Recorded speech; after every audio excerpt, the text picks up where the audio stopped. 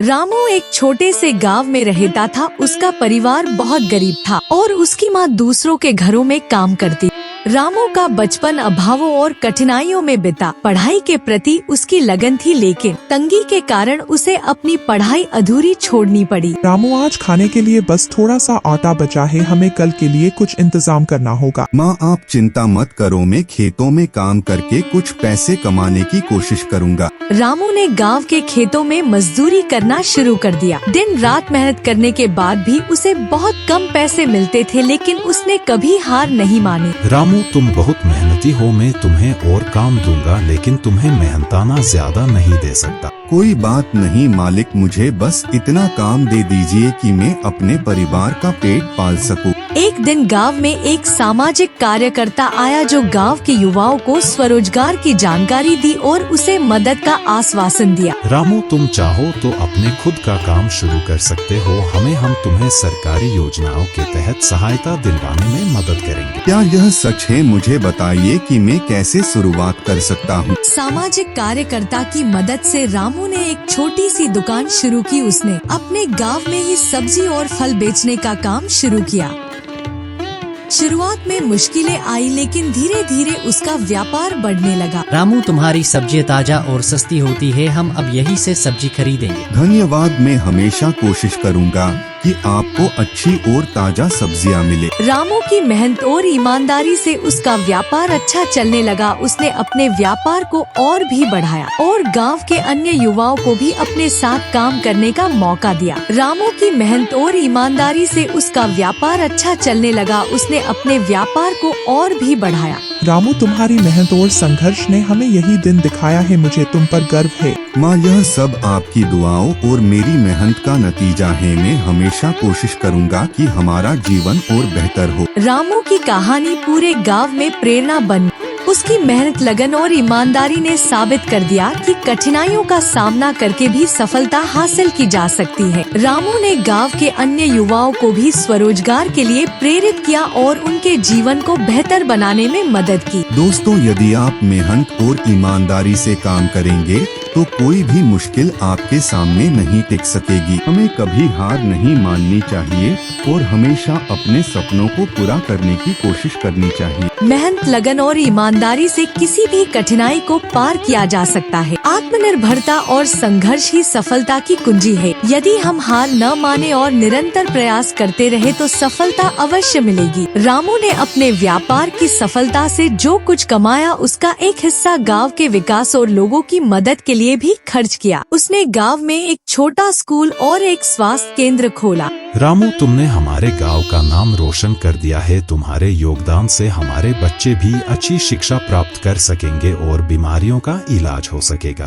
यह सब आपके समर्थन और मेरी माँ की दुआओं का नतीजा है। मैं चाहता हूँ कि हमारे गांव का हर बच्चा पढ़े और अपने पैरों पर खड़ा हो सके। रामू ने गांव के युवाओं को अपनी कहानी सुनाकर उन्हें प्रेरित किया कि वे भी मेहनत और लगन से अपने सपनों को पूरा कर सकते हैं। उसने उन्हें स्वरोजगार के महत्व और शिक्षा की महत्ता को समझाया। जब तक आप मेहनत और ईमानदारी से काम करेंगे, कोई भी आपको रोक नहीं सकता। हमें खुद पर विश्वास होना चाहिए और कभी हार नहीं माननी चाहिए। हम आपके उदाहरण से प्रेरित हैं। रामू भाई, हम भी आपकी तरह मेहनत करेंगे और अपने परिवार और गांव का नाम रोशन करेंगे।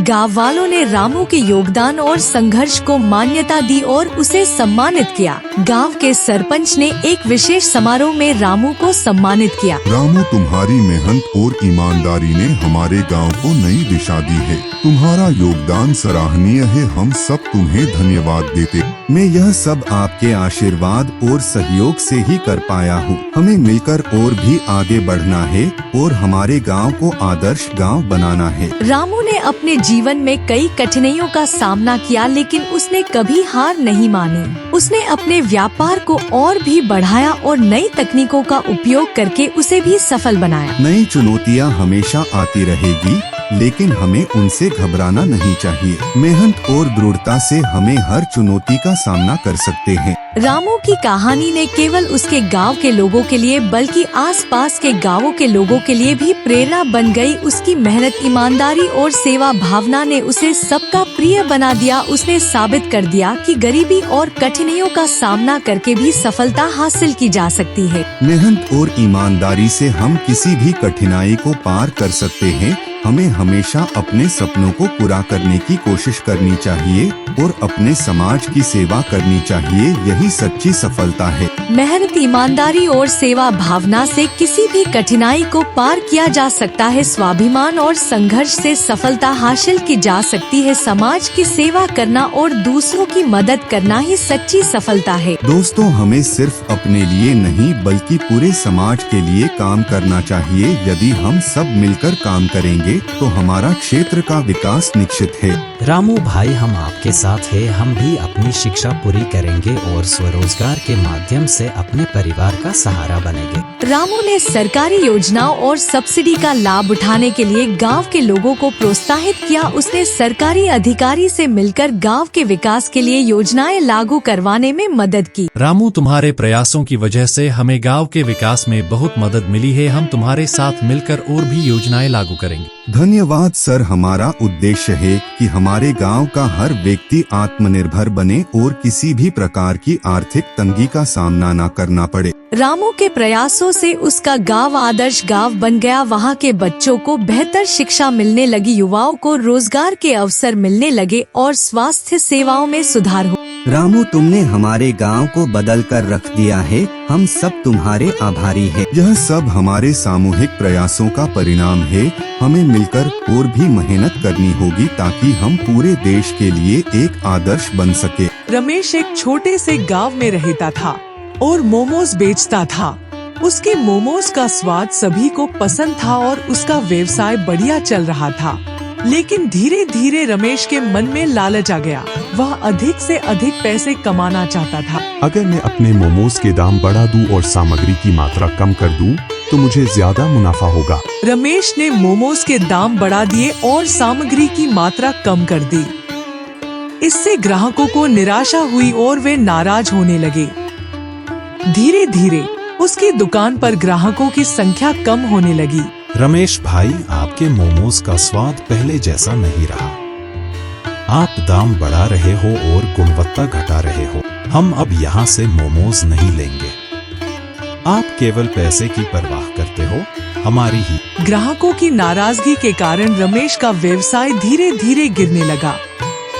उसकी दुकान पर आने वाले ग्राहकों की संख्या कम हो गई और उसका मुनाफा भी घटने लगा। यह क्या हो रहा है? मेरे ग्राहकों की संख्या क्यों घट रही है? मैंने तो केवल मुनाफा बढ़ाने की कोशिश की थी। रमेश ने आत्मचिंतन किया और समझा कि उसका लालच ही उसकी परेशानी का कारण है। उसने महसूस किया कि पैसे की लालच ने उसकी गुणवत्ता और ग्राहक सेवा को नुकसान पहुंचाया है। मैंने गलत किया।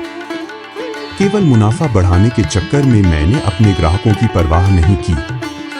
मुझे अपनी गलती सुधारनी होगी। रमेश ने अपने मोमोज की गुणवत्ता को पहले जैसा बना दिया और दाम उचित कर दिए। उसने ग्राहकों से माफी मांगी और उन्हें बेहतर सेवा देने का वादा किया। प्रिय ग्राहकों, मुझे अपनी गलती का एहसास हो गया है। मैं आपसे माफी मांगता हूँ और वादा करता हूँ कि अब आपको पहले जैसी गुणवत्ता और सेवा मिलेगी। धीरे धीरे ग्राहकों ने रमेश के परिवर्तन को देखा और उसकी दुकान पर वापस आने लगे।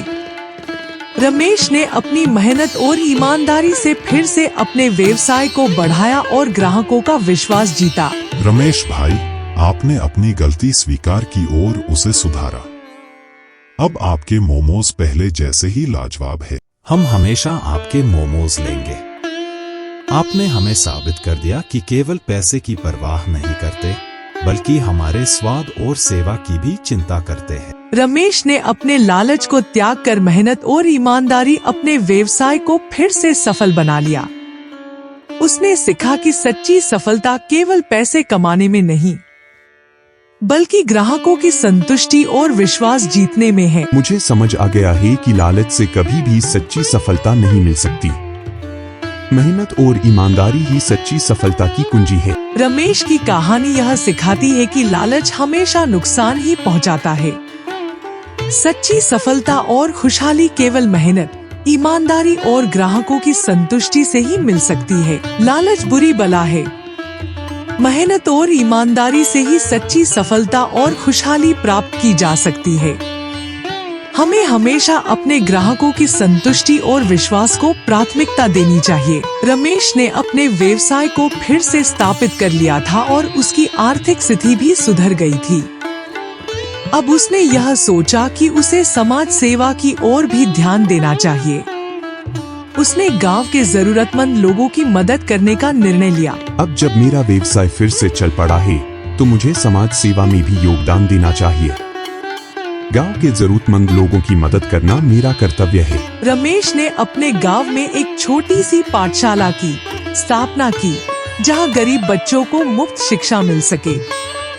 उसने गांव के बच्चों के भविष्य को उज्जवल बनाने का संकल्प लिया। शिक्षा ही हमारे समाज की प्रगति का नींव है। मुझे खुशी है कि मैं गांव के बच्चों के भविष्य को सुधारने में योगदान दे सकता हूँ। रमेश ने गांव में स्वच्छता अभियान भी शुरू किया। उसने गांव वालों को स्वच्छता का महत्व समझाया और सफाई के लिए जागरूक किया। इस अभियान से गांव की स्वच्छता और स्वास्थ्य में सुधार हुआ। स्वच्छता हमारे स्वास्थ्य के लिए बहुत महत्वपूर्ण है। हमें अपने आसपास के वातावरण को साफ रखना चाहिए ताकि हम सभी स्वस्थ रह सके। रमेश ने अपने मोमोज के व्यवसाय को और बढ़ाते हुए गांव के युवाओं को रोजगार के अवसर भी प्रदान किए। उसने उन्हें प्रशिक्षण दिया और अपने व्यवसाय में शामिल किया। इससे गांव के युवाओं को रोजगार मिला और उनकी आर्थिक स्थिति में सुधार हुआ। हमारे गांव के युवाओं को रोजगार के अवसर मिले, यही मेरी कामना है। हमें मिलकर अपने गांव को आत्मनिर्भर बनाना है। रमेश ने गांव में छोटे से स्वास्थ्य केंद्र की स्थापना भी की, जहां गरीब लोगों को मुफ्त में इलाज की सुविधा मिल सके। उसने यह सुनिश्चित किया कि गांव के लोगों को बुनियादी स्वास्थ्य सेवाएं मिले। रमेश के समाज सेवा के कार्यों ने उसे गांव में बहुत सम्मान और प्रतिष्ठा दिलाई।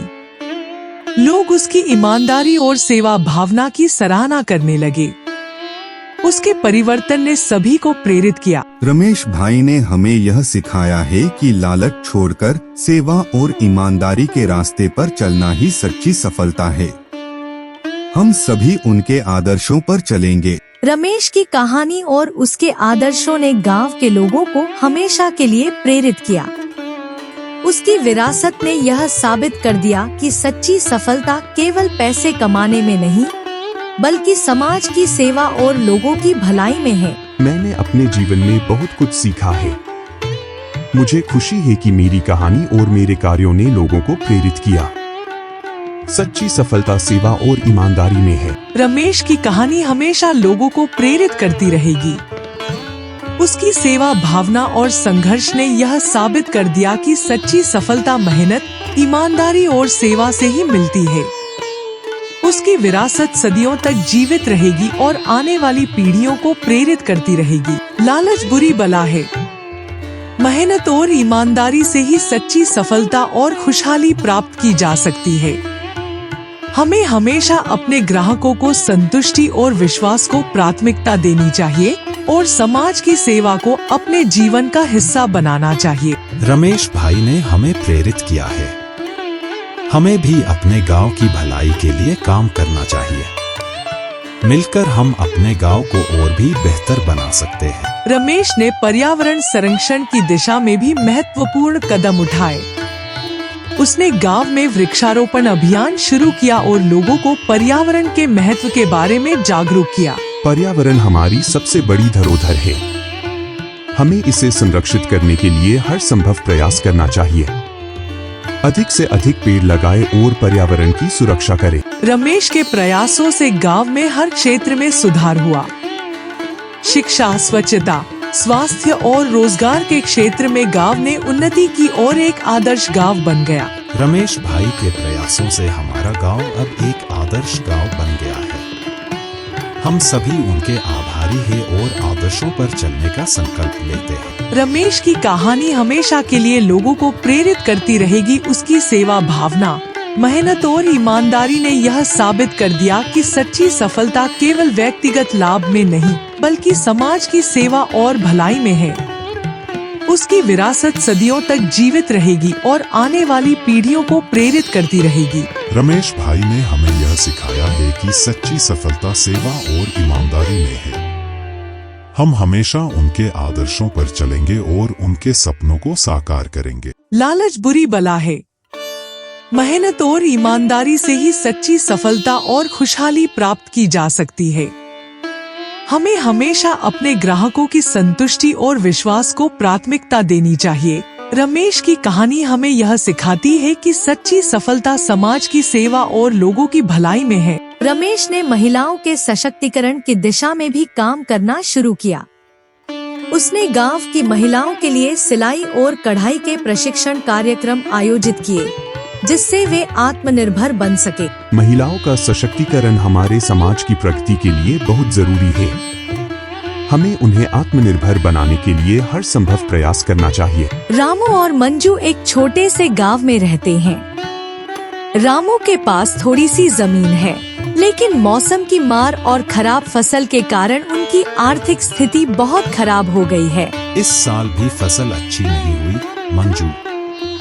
मैं नहीं जानता कि हम अब कैसे गुजारा करेंगे। हिम्मत मत हारो रामू, भगवान पर भरोसा रखो, सब ठीक हो जाएगा। रामू बहुत निराश होता है, लेकिन वह मेहनत करना बंद नहीं करता। एक दिन वह अपनी छोटी सी जमीन पर काम कर रहा होता है। तभी एक साधु महाराज वहाँ से गुजरते हैं। बेटा, क्या तुम मुझे थोड़ा पानी दे सकते हो? मैं बहुत थका हुआ हूँ। जी महाराज, जरूर, आप थोड़ा आराम कीजिए, मैं अभी पानी लाता हूँ। रामू साधु महाराज को पानी देता है और उन्हें अपने घर भोजन के लिए आमंत्रित करता है। तुम्हारे जैसे दयालु और करुणामयी इंसान बहुत कम मिलते हैं। भगवान तुम्हारी मदद जरूर करेंगे। दूसरी तरफ गांव का धनी व्यापारी शिवा अपनी संपत्ति और ताकत के कारण बहुत घमंडी हो गया है। वह हमेशा लोगों को नीचा दिखाने और उनका फायदा उठाने की कोशिश करता है। एक दिन साधु महाराज शिवा के पास भी जाते हैं। बेटा, क्या तुम मुझे थोड़ा पानी और भोजन दे सकते हो? तुम्हारे जैसे भिखारियों के लिए मेरे पास समय नहीं है। मेरे पास बहुत काम है, जाओ यहाँ से। साधु महाराज शिवा के घमंड को देखकर दुखी होते हैं और चुपचाप वहाँ से चले जाते हैं। कुछ समय बाद गांव में एक भयानक अकाल पड़ता है। राघु के पास जो थोड़ा बहुत अनाज बचा था, वह साधु महाराज के आशीर्वाद से पर्याप्त हो जाता है और वह गांव के भूखे लोगों के साथ अपना भोजन साझा करता है। रामू की दयालुता के कारण गांव के लोग उसे सम्मान की दृष्टि से देखने लगते हैं। रामू, तुम्हारी दयालुता और करुणा ने हमें इस कठिन समय में बचाया है। हम तुम्हारे आभारी हैं। यह सब भगवान की कृपा है। हम सभी को मिलकर एक दूसरे की मदद करनी चाहिए। वहीं दूसरी ओर शिवा का सारा धन और अनाज अकाल में नष्ट हो जाता है। उसका घमंड और दया की कमी उसे अकेला छोड़ देती है और वह अपनी गलतियों का पछतावा करता है। काश मैंने उस दिन साधु महाराज की मदद की होती और रामू की तरह दया और करुणा दिखाई होती। अब मैं समझता हूँ कि धन से बड़ा कोई नहीं, लेकिन दया और करुणा सबसे बड़ा धन है। शिवा अपनी गलतियों को समझते हुए साधु महाराज से माफी मांगने जाता है। वह साधु महाराज के पास जाकर उन्हें अपने अहंकार के लिए क्षमा मांगता है। महाराज, मैंने अपने अहंकार में आकर आपकी बात नहीं मानी। मैं समझता हूँ कि मैंने बहुत बड़ी गलती की है। कृपया मुझे क्षमा करें। शिवा, भगवान हमेशा उन लोगों को क्षमा करते हैं जो सच्चे दिल से अपनी गलती मानते हैं। तुमने अपनी गलती को समझा, यही सबसे बड़ी बात है। अब तुम भी रामू की तरह दया और करुणा का पालन करो और देखो, भगवान तुम्हें भी आशीर्वाद देंगे। शिवा अपने धन और संपत्ति को दोबारा अर्जित करने की जगह अब दया और करुणा से जीवन जीने का निर्णय लेता है। वह गांव में एक सामुदायिक केंद्र खोलता है, जहां वह जरूरतमंदों की मदद करता है और उन्हें भोजन और आश्रय प्रदान करता है। मैंने अपनी जिंदगी में बहुत गलतियां की हैं, लेकिन अब मैं दया और करुणा के मार्ग पर चलूंगा। रामू की तरह मैं भी लोगों की मदद करूंगा और अपने अहंकार को छोड़ दूंगा। शिवाजी, आपने अपनी गलती को समझा और सुधारा, यह बहुत बड़ी बात है। अब हम सभी मिलकर गांव को एक खुशहाल और सहानुभूतिपूर्ण जगह बनाएंगे। इस कहानी से हमें यह सीखने को मिलता है कि दया और करुणा सबसे बड़े गुण हैं। जीवन में धन संपत्ति से अधिक महत्वपूर्ण है दूसरों के प्रति सहानुभूति और मदद का भाव। दया और करुणा से भरा हुआ जीवन ही सच्ची खुशियों और शांति का स्रोत है। शिवा भाई, आपने जो सामुदायिक केंद्र खोला है उससे गांव के गरीबों को बहुत सहारा मिला है। आपके इस काम से गांव में एक नई ऊर्जा आई है। रामू, यह सब तुम्हारे और साधु महाराज के आशीर्वाद का फल है। मैंने बहुत देर से सही, लेकिन यह समझा कि सच्चा सुख दूसरों की मदद में है। गांव में अब हर कोई एक दूसरे की मदद करने में आगे रहता है। सामुदायिक केंद्र में बच्चों की शिक्षा के लिए क्लासेस होती हैं। कुछ समय बाद साधु महाराज फिर से गांव आते हैं और वे गांव में आए इस बदलाव को देखकर प्रसन्न होते हैं। रामू और शिवा साधु महाराज का आशीर्वाद लेने उनके पास जाते हैं। मैंने सुना है कि तुम दोनों ने गांव में बहुत अच्छा काम किया है। महाराज, यह सब आपके आशीर्वाद का ही फल है। आपने हमें सही मार्ग दिखाया। महाराज, मैं अब समझ गया हूँ कि जीवन में सबसे बड़ा धन दया और करुणा है। आपकी सीख ने मेरी जिंदगी बदल दी है। तुम दोनों ने अपने अपने तरीके से सही मार्ग अपनाया है। अब यह गांव सदैव खुशहाल और समृद्ध रहेगा। रामू और शिवा के प्रयासों के कारण गांव में नई पीढ़ी भी दया, करुणा और सहयोग के मार्ग पर चलने लगती है। बच्चे अब सामुदायिक केंद्र में शिक्षा प्राप्त कर रहे हैं और गांव के युवा सामाजिक कार्यों में भागीदारी कर रहे हैं। रामू चाचा और शिवा चाचा ने हमें जो सिखाया है, हम उसे अपने जीवन में अपनाएंगे। अब हम सभी मिलकर इस गांव को और भी बेहतर बनाएंगे। तुम लोग ही गांव का भविष्य हो। तुम्हारी दया और करुणा से ही यह गांव हमेशा खुशहाल रहे।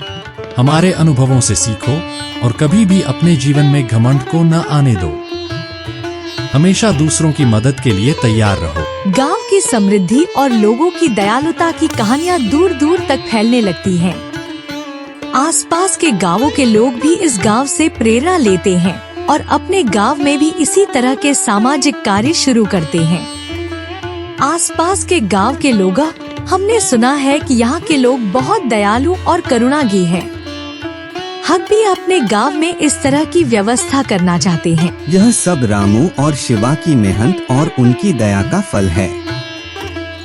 हम सभी ने मिलकर इस गांव को एक आदर्श गांव बना दिया है।